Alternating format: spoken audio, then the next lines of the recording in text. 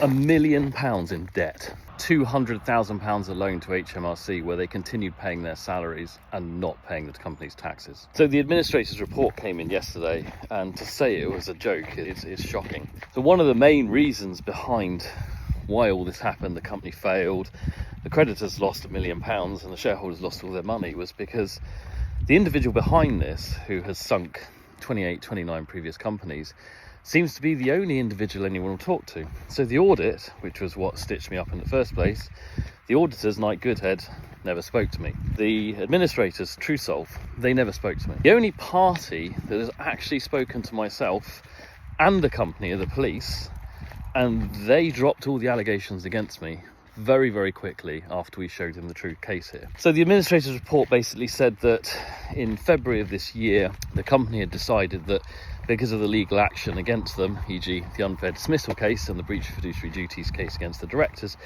they couldn't carry on going on.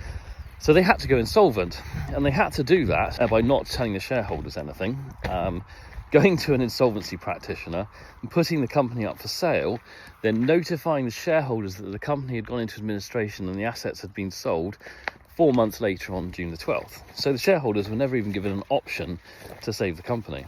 Now, if we had been informed of this in February, we could have saved the company because the company's debts were largely built after February. Now, February is a really, actually quite critical date, because on January the 30th, they were chasing me for this director's loan, and we said to the law firm that was doing it, if you believe I owe this director's loan, take me to court. We never heard from them again. Days later, the board are trying to put the company into insolvency, and they unfortunately succeeded.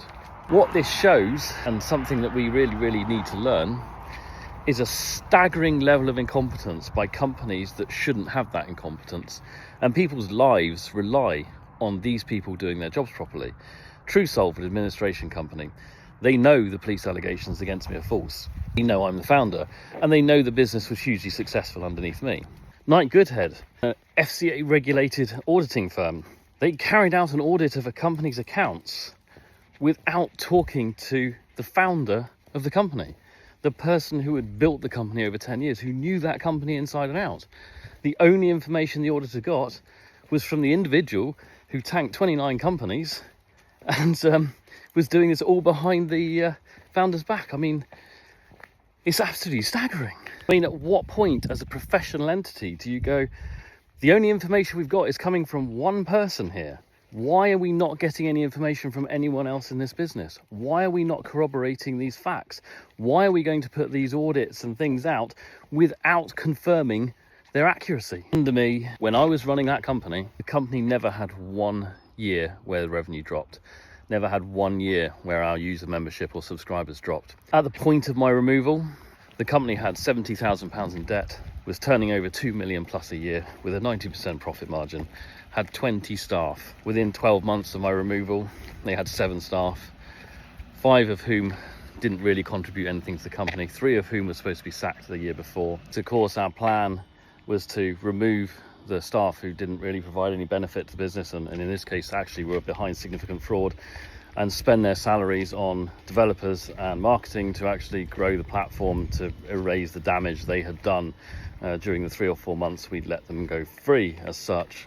And then they built up £1 million worth of debt. And finally, they lost half the company's paying subscribers, declining at a rate of about 5,000 losses a month. And the karma here is the individual, the shareholder who bought the company and stitched up all of his fellow shareholders on the belief of, I'm guessing, was probably told he'd make a lot of money. He's not going to.